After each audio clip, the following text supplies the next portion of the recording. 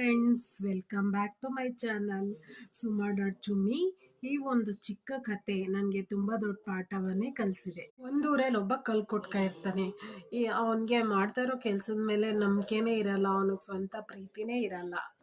ಈ ಈ ಈ ಕೆಲಸ ಅಲ್ಲದೆ ನಾನು ಬೇರೇನೋ ಆಗಬೇಕಾಗಿತ್ತು ಅಂತ ಹಗಲ್ಗನ್ಸ್ ಕಾಣ್ತಾ ಇರ್ತಾನೆ.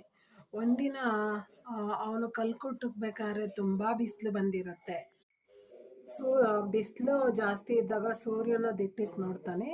ಆ ಸೂರ್ಯನ ನೋಡ್ಬಿಟ್ಟು ಸೂರ್ಯ ಎಷ್ಟು ಪ್ರಕಾಶಮಾನವಾಗಿದ್ದಾನೆ, ಆ ಸೂರ್ಯನ ಥರ ನಾನು ಆಗಬೇಕಾಗಿತ್ತು ಅಂತ ಅನ್ಕೋತಾನೆ.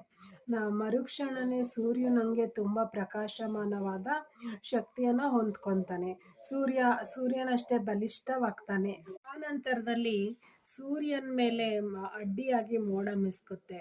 ಆ ಮೋಡ ನೋಡ್ಬಿಟ್ಟು ಇದೇನು ಸೂರ್ಯನ ಮೇಲೆ ಮೋಡ ಮುಸ್ತಾ ಇದೆಯಲ್ಲ, ಸೊ ನಾನು ಆ ಮೋಡವಾಗಿ ಅವಾಗಬೇಕಾಗಿತ್ತು ಅಂತ ಕಲ್ಪಿಸ್ಕೊತಾನೆ. ಆ ನಂತರ ಅವನು ಮೋಡ ಆಗ್ತಾನೆ.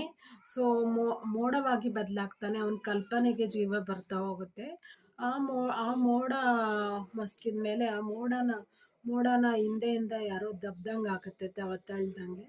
ಸೊ ಆವಾಗ ಮೋಡನ ಯಾರು ತಳ್ಳಿದ್ರು ಅಂತ ನೋಡಿದ್ರೆ ಗಾಳಿಯಾಗಿರುತ್ತೆ. ಸೊ ಆ ಗಾಳಿಯನ್ನ ನೋಡಿದಾಗ ಅವನು ಇನ್ನೊಂದು ಕಲ್ಪನಾ ಲೋಕಕ್ಕೆ ಹೋಗ್ತಾನೆ. ಸೊ ಅವನು ಗಾಳಿ ಆಗ್ಬೇಕಾಗಿತ್ತು ಅಂತ ಅನ್ಕೋತಾನೆ. ಆ ಗಾಳಿಯನ್ನ ಯಾರೋ ಹಿಂದಲಿಂದ ತಡೆದಾಗ, ಸೊ ಅದು ಯಾರು ಅಂತ ನೋಡಕ್ ಹೋಗ್ತಾನೆ. ಗಾಳಿಯಾದ ನಂತರ ಅವನನ್ನು ಗಾಳಿಯಾದ ನಂತರ ಖುಷಿಯಿಂದ ತೇಲಾಡ್ತಾ ಇರ್ತಾನೆ. ಆ ಗಾಳಿಯನ್ನ ಯಾರೋ ತಡೆದಂಗಾಗತ್ತೆ. ಸೊ ಆಮೇಲೆ ನೋಡಿದ್ರೆ ಒಂದು ದೊಡ್ಡ ಬೆಟ್ಟ ಆ ಗಾಳಿನ ತಡಿತಾ ಇರುತ್ತೆ. ಆ ನಂತರ ಅವನ ಕಲ್ಪನೆಗೆ ಇನ್ನೂ ಒಂದು ರೆಕ್ಕೆ ಬಂದಂಗಾಗುತ್ತೆ. ತಾನು ಬೆಟ್ಟವಾಗಬೇಕು ಅಂತ ಅನ್ಕೋತಾನೆ. ಗಾಳಿಗಿಂತಲೂ ಶಕ್ತಿಶಾಲಿ ಬೆಟ್ಟ.